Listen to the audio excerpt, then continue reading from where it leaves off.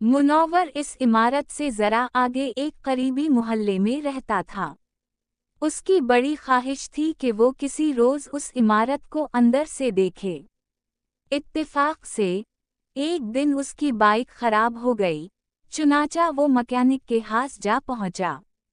बातों बातों में मुत्तसिल इमारत का ज़िक्र छिड़ गया।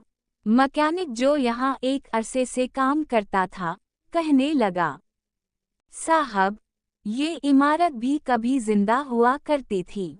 मतलब ये कि यहाँ बड़े खान बहादुर साहब रहते थे।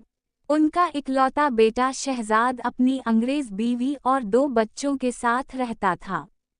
बड़े खान साबिर साहब का लकड़ियों का कारोबार था।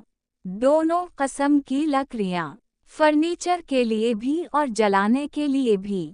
ये उस दूर की बात है जब सोई गैस नहीं आई थी।